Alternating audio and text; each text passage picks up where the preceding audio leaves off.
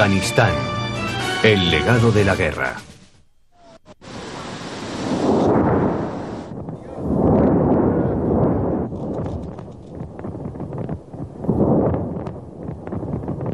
B-52 norteamericanos bombardeando posiciones de los talibanes al norte de Kabul. Las primeras 4 semanas del asalto de la administración Bush no se desarrollaron según el plan previsto. El régimen extremista afgano y el grupo Al-Qaeda de Osama Bin Laden se mostraron desafiantes. Hubo países musulmanes que condenaron la intervención. Los aliados de los Estados Unidos expresaron sus dudas, especialmente cuando la población civil afgana sufrió lo que los generales denominan daños colaterales. Pero más tarde se inició la desbandada. Los talibanes se retiraron de Kabul y los aliados afganos de Norteamérica ocuparon la capital.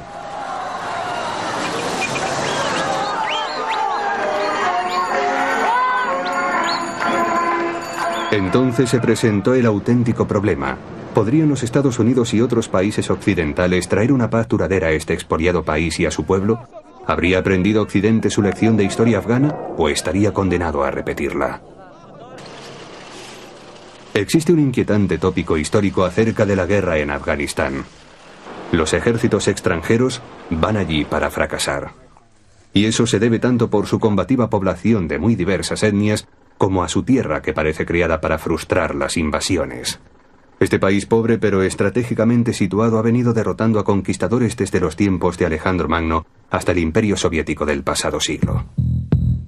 Alejandro Magno invadió la región en el año 330 a.C.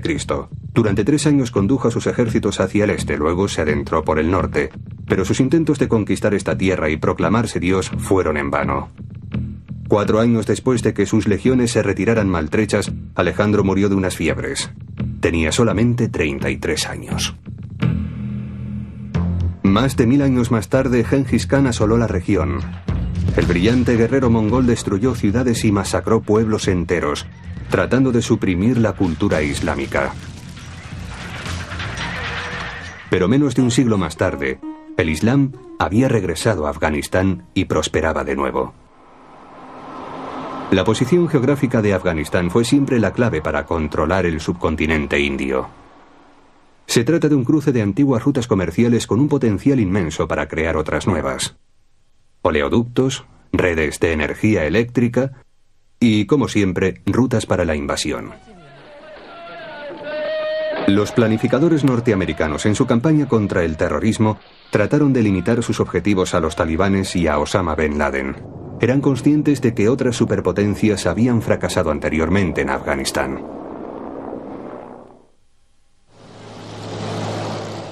En diciembre de 1979, el líder soviético Leónidas Brezhnev ordenó a sus generales que fueran a Afganistán. Su misión era impedir el colapso del régimen comunista afgano, que en abril de 1978 había tomado el poder.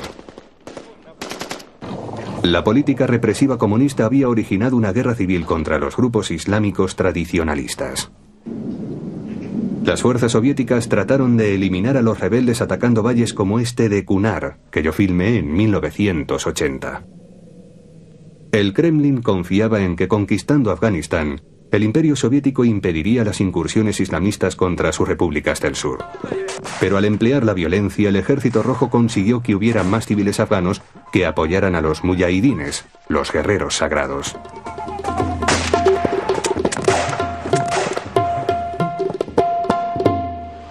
Los abigarrados grupos de campesinos combatientes se convirtieron a lo largo de los años 80 en una formidable red de resistencia con la ayuda de los Estados Unidos, que para ello desarrollaron la mayor operación de soporte encubierto de la historia de la CIA. La guerra que mantiene Estados Unidos contra los talibanes forma parte del legado recibido por su antiguo antagonismo con la Unión Soviética en la década de los 80.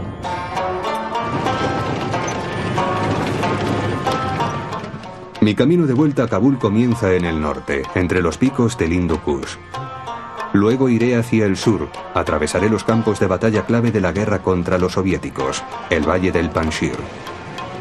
Siempre fue un viaje duro, especialmente cuando vine por aquí en los años 80. Entonces, durante la ocupación soviética, la única manera de ir al valle del Panjshir era a pie, 12 días de camino cruzando 5 altos pasos.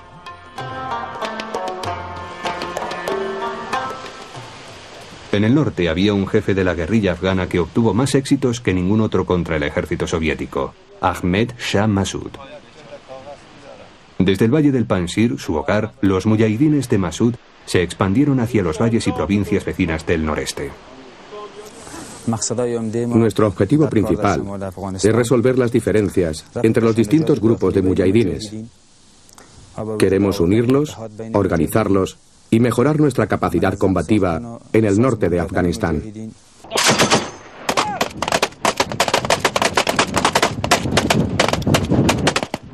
La guerra de resistencia de los afganos tuvo su efecto. Gradualmente el Kremlin se fue convenciendo de que debía retirarse, pero solo después de 9 años de una amarga lucha que se llevó 1 millón de vidas, la mayoría de ellas civiles.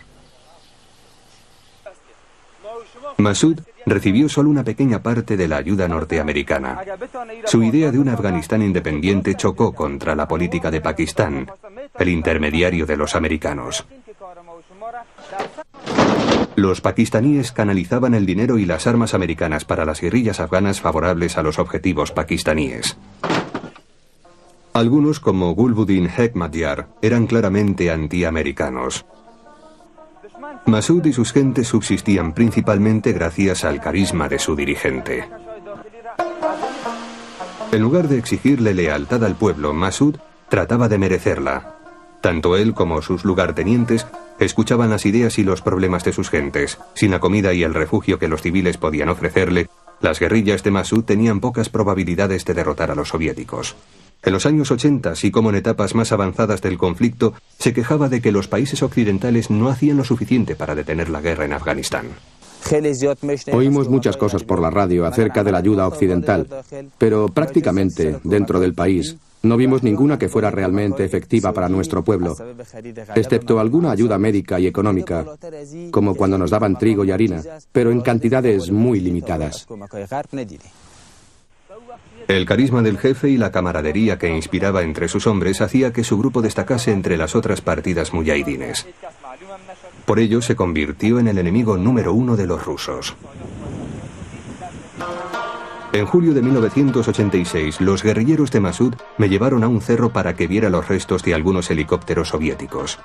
30 Spetsnaz, soldados de las fuerzas especiales soviéticas, habían muerto 2 semanas antes en una emboscada. En el fondo del valle, Massoud y sus hombres estudiaban los mapas y documentos que recogieron del cuerpo del comandante soviético. En el mapa, claramente señalada, estaba la posición exacta del campamento de Massoud. Solo era cuestión de tiempo, me dijo, que los soviéticos fueran en busca de venganza. Ese momento se presentó minutos más tarde.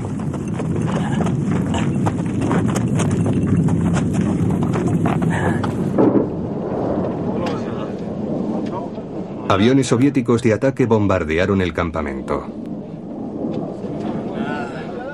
En sus refugios, los muyahidines hicieron lo que todas las guerrillas saben hacer bien: sobrevivir.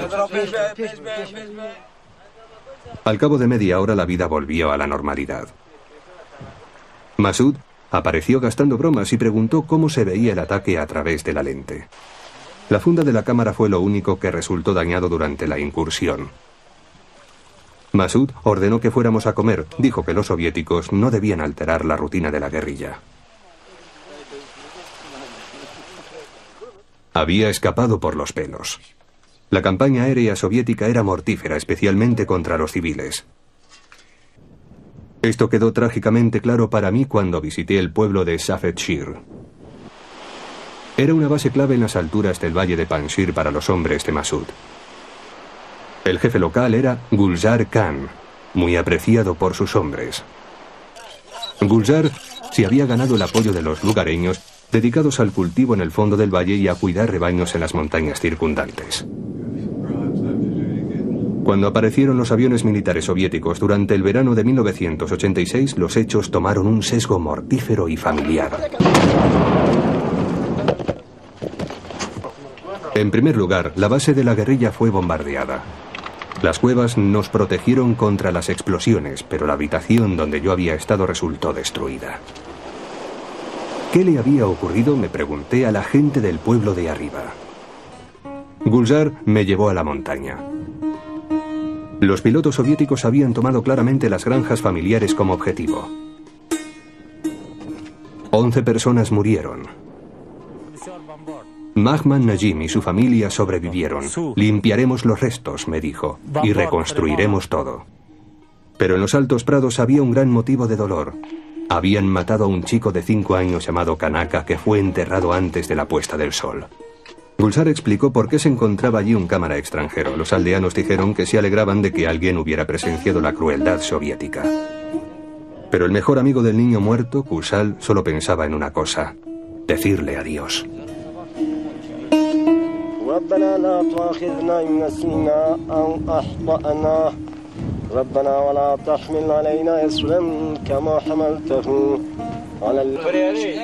Fuimos a ver al padre del chico muerto, Shah Mustafa.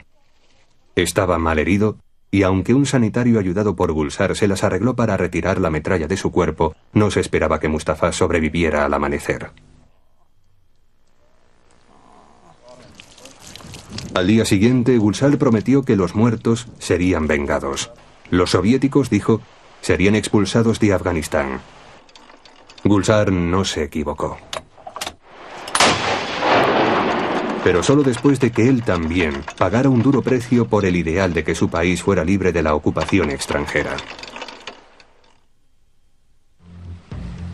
En febrero de 1989 marché fuera de Afganistán con el Ejército Rojo. El sueño expansionista de la Unión Soviética había terminado vergonzosamente. Durante 9 años fueron condenados por todo el mundo. Y como los recuerdos de sus barracones mostraban, habían sufrido graves pérdidas. Al menos 15.000 soldados murieron en acción. El ejército soviético mantuvo una fuerza de ocupación de más de 110.000 soldados. La tercera parte de ellos paracaidistas Spetsnaz, soldados de élite. Pero incluso bajo el mando del capacitado militar de carrera, teniente general Boris Gromov, los soviéticos habían fallado en dominar a los muyahidines afganos y a los civiles que les dieron apoyo. Sin embargo, cuando la herida sangrante pudo ser finalmente taponada, Afganistán y sus pueblos entraron en una nueva y terrible etapa. En Kabul, el dirigente afgano comunista apoyado por los soviéticos, Mohammad Najibullah, insistió en que su régimen sobreviviría a la retirada de los soldados rusos.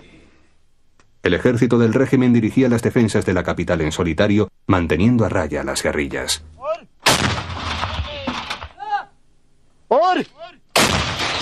En esta nueva fase de la guerra civil, las familias afganas quedaron atrapadas entre las distintas facciones combatientes.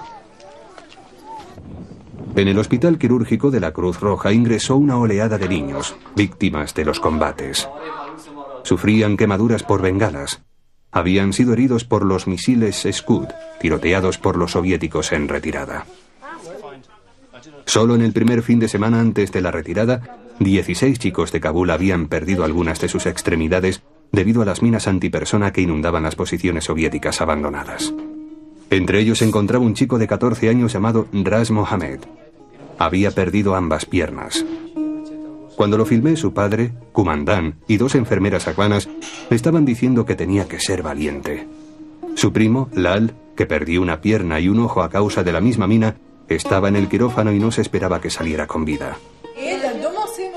Raz estaba desesperado. «Dadme algo para que duerma para siempre», decía. «¿Cómo podré vivir sin piernas?».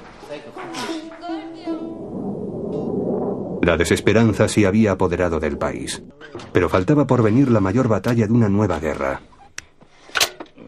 La guarnición comunista del régimen de Jalalabad fue atacada por una difusa alianza de antiguos muyahidines.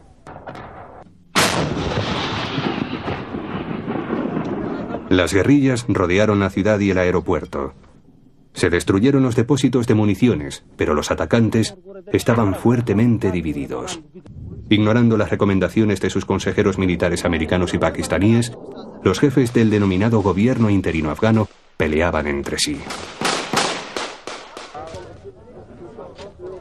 Un intento que contó con el apoyo americano de instalar un gobierno afgano para la guerrilla fue poco más que una oportunidad para que los periodistas sacaran una foto de grupo. Y además existía otro nuevo factor que actuaba contra la alianza de guerrillas en Jalalabad. Grupos de peregrinos ajenos a la guerra afgana, principalmente árabes, merodeaban por los campos de batalla tratando de hacerse un lugar en el de por sí caótico plan de ataque. Algunos habían sido llevados a Afganistán por el saudita Osama bin Laden, aunque este particular personaje no era todavía muy conocido. Él y sus seguidores molestaban a la mayoría de los cabecillas afganos con su arrogancia y falta de entrenamiento en combate.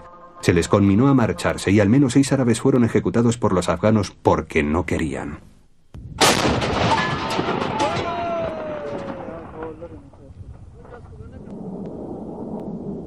Jalalabad se convirtió en una muestra de la debilidad crónica de los antiguos muyahidines. Los intentos de captura de los puestos del ejército comunista fallaron. En la posición de esta colina, a pesar del fuego pesado de cohetes, los soldados del gobierno permanecieron en sus trincheras burlándose de sus atacantes. Este incluso les saludaba en medio de los ataques con cohetes. El impulso de las guerrillas sufrió un serio revés. Sus jefes volvieron a la seguridad de Pakistán dejando a sus hombres a merced de los aviones del régimen.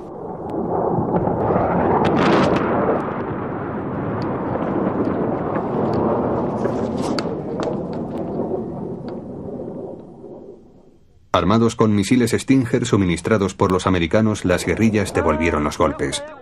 Aquí vemos cómo un Stinger falla el blanco. Los reactores del régimen continuaron machacando las líneas estáticas del frente.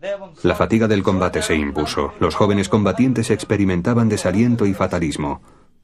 Incluso preparaban indiferentes la comida mientras las bombas caían a su alrededor. No hay cifras fiables de cuántos perecieron durante los 2 largos meses de combates. Pero muchos cientos de jóvenes afganos de ambos bandos murieron. Los muyahidines merodeaban por los campos mientras el régimen comunista todavía se aferraba al poder. Pero para el presidente Najibullah el futuro era incierto. Por un lado, Massoud había creado su Consejo del Norte, una alianza de muyahidines que se nutría con los desertores del ejército de Najibullah. Y por otro, las guerrillas del sur se aproximaban a las posiciones avanzadas del régimen. Najibullah ordenó a sus hombres que permanecieran en sus puestos, pero sin la ayuda de las fuerzas soviéticas. El final era inminente. Los afganos se preguntaban si los Estados Unidos y los países occidentales, quizás las Naciones Unidas, les asegurarían que la caída del régimen comunista sería seguida por una paz estable. Pero no se tomaron medidas para ello. Los cabecillas de la guerrilla que habían vencido a la Unión Soviética solo tenían un único deseo: conseguir el poder para ellos.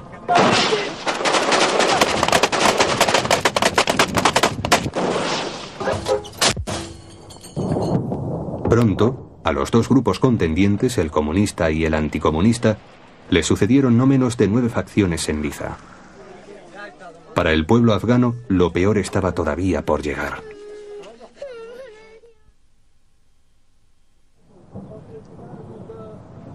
La siguiente vez que viajé a Afganistán fue en 1994. En Kabul, la capital, peleaban 9 grupos, la mayoría de ellos descendientes de los muyahidines que expulsaron de Afganistán a los soviéticos en 1989 y que a continuación derrotaron al régimen comunista en 1992. Ahmed Shah Massoud, cuyo Consejo del Norte era el poder militar dominante, trataba de mantener el orden mientras los diferentes grupos mantenían conversaciones. Al mismo tiempo, Pakistán urgía a sus clientes afganos, como Gulbuddin Hekmatyar, a que desempeñaran puestos de mayor influencia. Las minorías temían la exclusión, especialmente los grupos shia del Afganistán central. Cuando los combates se iniciaron, las fuerzas de Massoud se unieron en varios frentes. En las imágenes vemos un MiG-21 lanzando sus bombas. Aunque no alcanzó a los combatientes, mató a 5 civiles.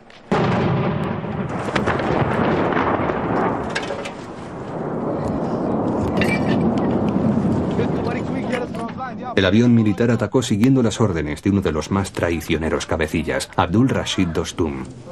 Las gentes de Kabul manifestaron su desprecio por los jefecillos. Mientras Kabul ardía, un puñado de voluntarios extranjeros, incluyendo a la sanitaria canadiense Paula Callahan, ayudaron a los médicos afganos a atender a los heridos. Dime, ¿cuántos heridos hay y cuáles son vuestras prioridades? Desde la última noche, 70. Esta mañana no hemos tenido tiempo de hacer números, pero creo que de 20 a 25. Por supuesto, somos selectivos. Atendemos primero a los que se pueden salvar. Incluso para una profesional esto debe ser desconcertante. ¿Cuántos heridos hay, más o menos? Bueno, los contamos al terminar el día, cuando tenemos tiempo, pero no hasta entonces. ¿Cómo crees que la gente de Kabul podrá arreglar la situación? No sé. En los primeros 4 meses de 1994, al menos 10.000 civiles murieron en Kabul. Solamente la cuarta parte de sus 2 millones de habitantes permaneció en la capital. Trataron de llevar vidas normales en los distritos que no sufrían lo peor del combate. Los ataques con cohetes mataban al azar. 2 personas murieron en esta casa. Los cohetes fueron disparados por las fuerzas de Gulbuddin Hekmatyar, a pesar de que era el primer ministro del gobierno de coalición. Su acuerdo de unir fuerzas con el presidente Rabbani, un antiguo rival durante la guerra contra los soviéticos, se rompió al cabo de unas semanas. El enviado de las Naciones Unidas, Mahmoud Mestiri, no pudo conseguir un alto el fuego. Massoud dijo que la paz sería únicamente posible si Hekmatyar dejaba de bombardear la capital. Pero los combates se reanudaron.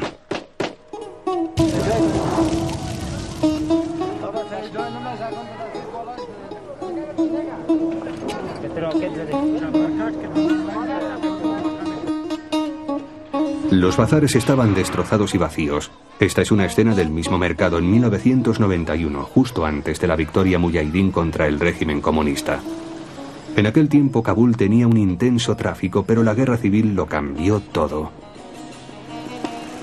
Las amplias avenidas de Kabul fueron en tiempos lugares coloridos, repletos de comercio. Pero entonces llegaron los antiguos mujahidines a la capital. Cientos de miles de habitantes de Kabul fueron obligados a refugiarse en campamentos improvisados. Este está cerca de Jalalabad. El calor y la disentería se cobraron un fuerte tributo.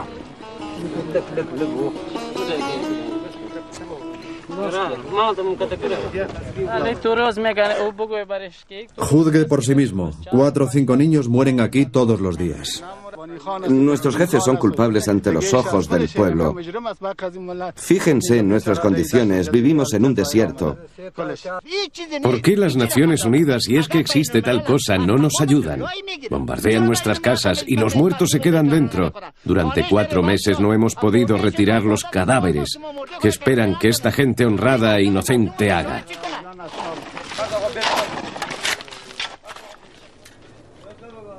Reducidos a la lucha más básica por la supervivencia, algunas familias decidieron quedarse en Kabul. Una de esas familias es la de Ras Mohammed. En 1994, Ras tenía 21 años.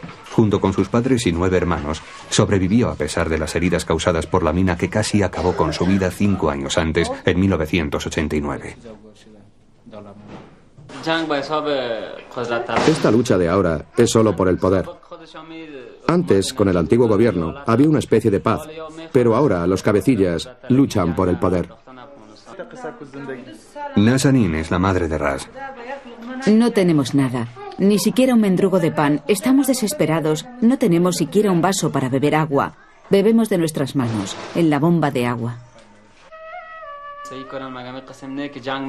Durante los 2 últimos años no he podido hacer nada.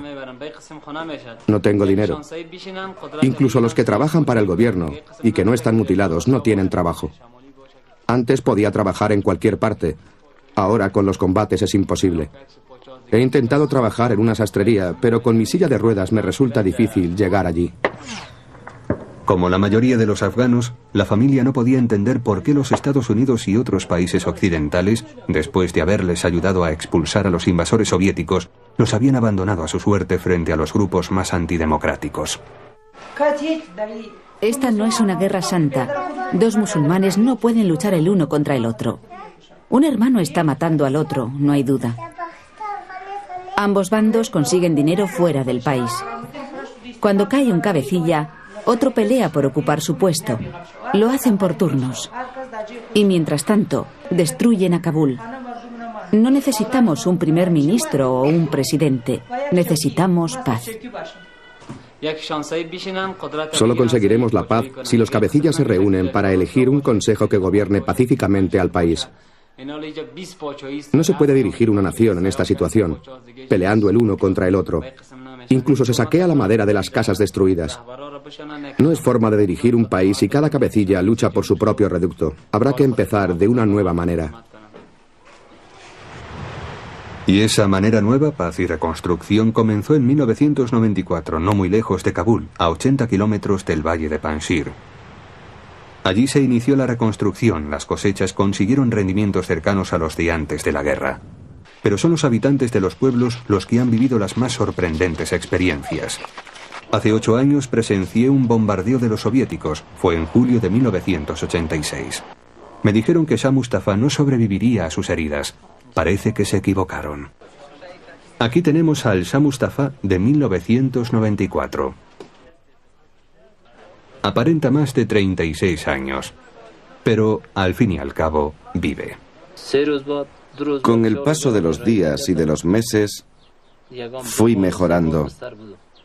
Pero todavía, después de 8 años, me duele la parte baja de la espalda y los riñones. Después que la bomba explotara, el polvo fue desapareciendo lentamente. Mi hijo fue alejado de mí por la explosión. Yo no me podía mover. Estaba paralizado. La operación fue muy dolorosa. A veces perdía el conocimiento. Luego me despertaba diciendo: mi hijo, traedme a mi hijo. Me trajeron su cuerpo. Me acuerdo de que lo acaricié con la mano. Luego les dije: id a enterrarlo. Y perdí el sentido. En los años que siguieron al ataque, Shah Mustafa contó con el afecto de su joven primo Kushal. Él también trataba de superar el más amargo recuerdo de su infancia, la pérdida de su mejor amigo, Kanaka, bajo las bombas soviéticas. Kushal dijo que pasados 8 años desde el ataque seguía sin pensar en marcharse del valle. Hubiera sido una rendición. La decisión de Kushal es compartida por otros antiguos amigos. Mahman Najim me enseñó su nueva casa. Está exactamente donde le conocí después de que los aviones soviéticos les atacaran en 1986. Mahman se mostró valiente y animoso hace 8 años antes de ver a su familia partir. Permaneció en el valle, pero tuvo que pagar un alto precio. Su primera mujer murió en 1989, en uno de los últimos ataques soviéticos. Al día siguiente de que me sacaras las fotos, después de que los aviones nos bombardearan, empezamos la reconstrucción. Nos volvieron a bombardear y nos tuvimos que ir otra vez a las montañas, pero regresamos para empezar la reconstrucción. Día a día nuestras vidas mejoran y estamos contentos aquí. Antes esto era un páramo, ahora está mejor. Y si Dios quiere, seguiremos reconstruyendo. Construiremos mejores casas en el futuro. La situación, las carreteras y los edificios mejorarán. Las granjas nos darán mejores cosechas. Nos estamos ocupando de todo. Muchos habitantes del valle nunca verían la reconstrucción. Gulzar Khan, el cabecilla muyahidín local, murió justo antes de la retirada de los soviéticos, pero dejó 2 hijos adolescentes, Jan y Nasar, que cuidarían de su madre durante la guerra civil que siguió a continuación. Otros supervivientes aprovecharon al máximo la tregua del valle del Panjshir durante los primeros años 90. Abdul Basir, antiguo francotirador de la guerrilla, abrió una tienda propia en el bazar. Sabur, un tratante de gemas y jefe de la guerrilla, se convirtió en gobernador del distrito. Y Hasham Saad, otro combatiente de Masud a mediados de los años 80, se dedicó a reconstruir la casa de su familia en la orilla del río Panjshir. Najimuddin, jinete y jefe de la guerrilla contra los soviéticos, llegó a ser el jefe de la policía del valle. Con 10 hijos, se dedicó a construir una casa nueva y grande. Me dijo que tenía que volver para visitarla cuando estuviera terminada. Pero a pesar de la expansión de la construcción en el Panjshir a principios de la década de los 90, había pocas esperanzas de que la reconstrucción llegara a todo Afganistán. Kabul era un recordatorio de lo lejos que se encontraba el sueño de la paz. En el suroeste, en Kandahar, un nuevo y misterioso movimiento iba cobrando fuerza. Se trataba de un grupo islámico fundamentalista apoyado por celotes religiosos y siniestros generales de Pakistán. Los talibanes prometieron que librarían a Afganistán de tal plaga de violentos caudillos, una promesa esperada por muchos afganos. Pero las promesas, como la esperanza, no serían más que ilusiones en Afganistán. Una nueva pesadilla de represión y derramamiento de sangre estaba a punto de comenzar.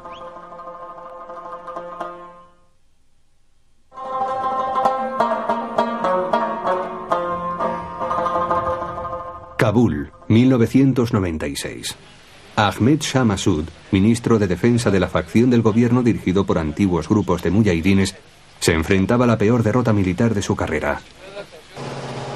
Un nuevo movimiento procedente del suroeste de Afganistán, el Talibán, avanzaba hacia la capital.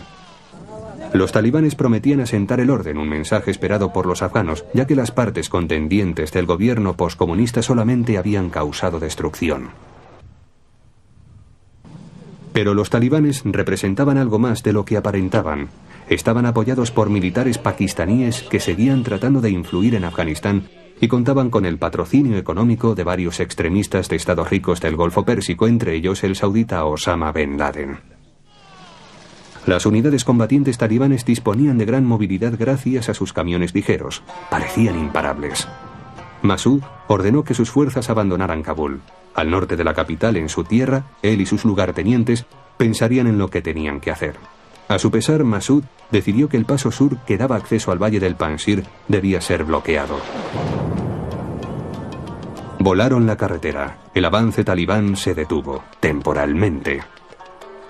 Para Massoud y las gentes del norte de Afganistán había comenzado una nueva guerra de desgaste. Antes de abandonar la capital, Massoud dio refugio al anterior presidente comunista, Najibullah. Había estado confinado en una residencia de las Naciones Unidas en Kabul desde su caída en 1992. Najibullah declinó la oferta de Massoud, esperando que los talibanes entraran en razón. Fue un error fatal. En cuanto los talibanes se hicieron con el poder, ejecutaron a Najibullah y a su hermano. Los asesinatos, junto con la violenta represión que realizaron contra las mujeres, hicieron que Washington reflexionara. La administración de Clinton, alentada por Pakistán, había considerado reconocer al régimen talibán. Sin embargo, siguió las directrices de las Naciones Unidas, que se negaron a reconocer a los nuevos dirigentes de Afganistán. No obstante, por intereses comerciales, los Estados Unidos tratarían durante varios años de establecer lazos con el régimen extremista. El premio era un oleoducto que llevaría oro negro desde las antiguas repúblicas soviéticas, pasando por Afganistán, hasta puertos del Océano Índico. El consorcio Zengas, apoyado por Unocal y Delta Oil de Arabia Saudita, trabajaron con los talibanes para construir dicho oleoducto. Pero la guerra civil y la represión en Afganistán hicieron que el proyecto fracasara. A las mujeres, que en tiempos fueron la base de los servicios civiles, se les prohibió trabajar y virtualmente se convirtieron en prisioneras dentro de sus hogares. Las chicas acudían a escuelas secretas. Los talibanes habían prohibido a las mujeres casi todo el acceso a la educación. Los hombres debían llevar barba. Se prohibió la música. Incluso la policía religiosa prohibió que se volaran cometas. Esta policía estaba formada por celotes que regulaban todos los aspectos de la vida civil. La pena por robo era la amputación de una extremidad. Las mujeres acusadas de adulterio eran fusiladas. Los grupos de derechos civiles condenaron a los talibanes, pero los afganos, especialmente en Kabul, debían mostrar diariamente su sumisión al régimen. Los civiles llevaban una doble vida muy dura. Entre ellos, Ras Mohammed. Los 6 años que han pasado desde que nos vimos han sido muy difíciles. Es duro salir adelante. Hemos tratado de ser pacientes, aunque a veces hemos pasado mucha hambre. Nos hemos dejado crecer la barba para que los mulaks crean que somos fieles a los talibanes. Cada vez que veo a los funcionarios, trato de convencerles de que deben ayudarme por ser un afgano que ha perdido sus piernas en la guerra. Trabajo siempre que puedo, pero principalmente tengo que pedir ayuda a la Media Luna Roja. No es fácil, y a veces estoy tan disgustado que querría haber muerto.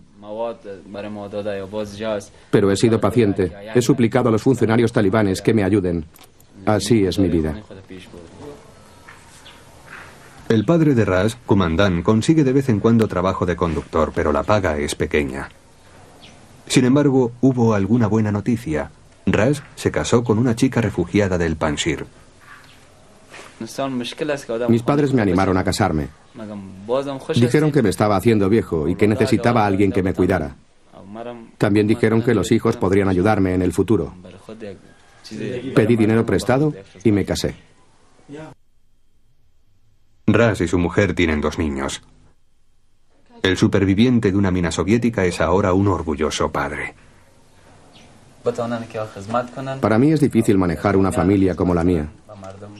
Pero espero que cuando mis hijos crezcan, ayudarán a sus padres y a su gente. Dios me ha bendecido. A mí, a un hombre que perdió ambas piernas. Le ha dado 2 hijos. Hay quien tiene dinero y salud, pero no tiene hijos. Quiero que me ayuden a llevar una vida mejor para mí y para ellos. Deseo que ayuden a su gente. Mientras la población de Kabul soporta la vida bajo el régimen talibán, sus soldados continúan sitiando el valle del Panjshir. La base aérea de Bagram, en la llanura de Somali, cerca del Panjshir, se convirtió en un preciado objetivo tanto para los atacantes talibanes como para los defensores de la Alianza Norte. Los talibanes capturaron la zona 4 veces entre 1996 y 1999 y 4 veces les hicieron retroceder. Bagram es un museo de la catástrofe afgana. Estos polvorientos MiG-21 han servido a los regímenes comunista, anticomunista y talibán por riguroso turno. La gente de Bagram solo espera a saber qué aviones les bombardearán a continuación.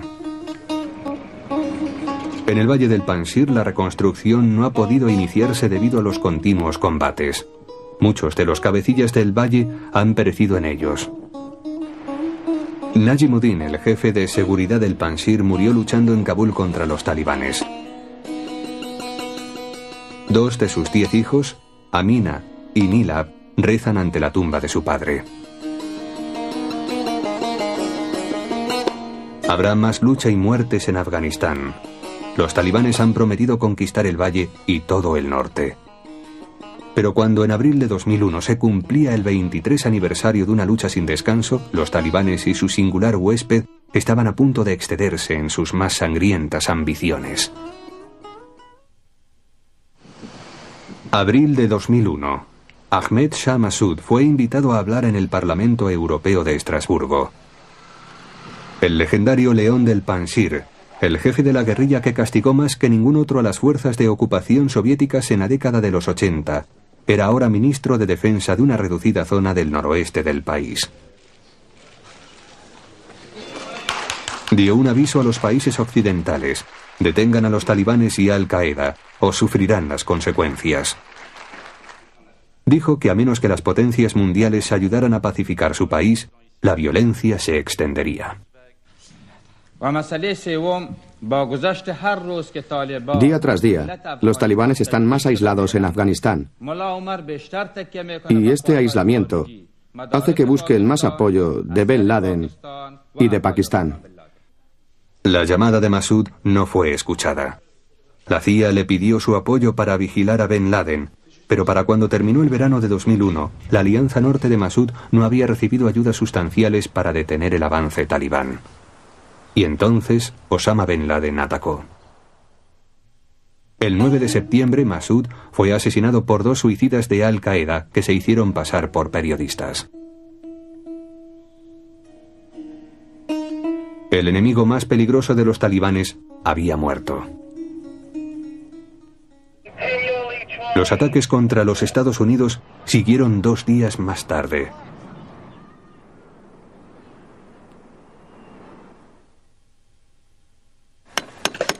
Mientras los artesanos construían la tumba de Massoud en el Panjshir, el presidente Bush, a medio mundo de distancia, preparaba una coalición contra el terrorismo, la amenaza contra la que Massoud había estado previniendo desde la subida al poder de los talibanes en 1996. Los jefes de la Alianza Norte formaron un consejo para sustituir a Massoud.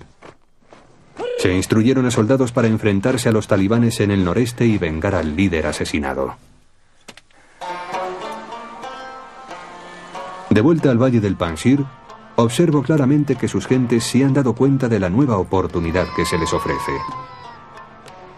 América y sus aliados han juntado sus fuerzas contra los odiados talibanes. Fui a ver a Shah Mustafa en su tienda de Safed Shir. Estaba nervioso por las noticias y por nuestra reunión 15 años después del bombardeo que casi acaba con su vida. Mustafa me señaló entre la multitud una cara conocida. Era Kushal, ahora con 20 y tantos años. El niño que había llorado la muerte de su amigo debido a un ataque soviético y que permaneció en el Panjshir trabajando la tierra si había casado y tenía hijos. Pero también Kushal llevaba las marcas de la guerra. Desde que nos vimos la última vez, había perdido una pierna. Sucedió en 1997 cuando Kushal combatía con la Alianza Norte contra los talibanes cerca del aeropuerto de Bagram. No estoy muy mal, me dijo, pero no puedo trabajar. Otro antiguo conocido, Abdul Sabur, apareció y nos invitó a té. Es un antiguo jefe guerrillero que se ha convertido en gobernador de distrito después de la retirada de los soviéticos. Sabur trabajó para recuperar su negocio de esmeraldas, antes imposible por las minas del Panjshir. La atmósfera no se parecía a nada que yo hubiera conocido. Estas son algunas de las personas que deben reconstruir Afganistán, si alguna vez las armas callan. Pero ellos confían en que ese día llegará finalmente. Kushal se mostraba optimista por primera vez. Preguntó si se podría adaptar un coche para que lo condujera con su pierna buena. Me dijo que quería y necesitaba trabajar. Antes de que Kushal y otros afganos puedan realizar sus sueños, la guerra deberá terminarse. Los Estados Unidos y sus aliados insisten en que eso no podrá ocurrir hasta que los talibanes y Al-Qaeda hayan sido borrados del mapa.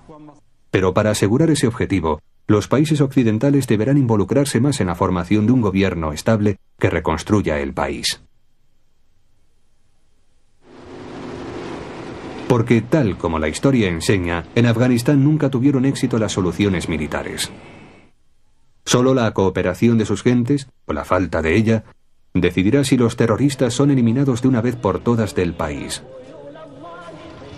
Los afganos están dispuestos y deseosos de que eso ocurra.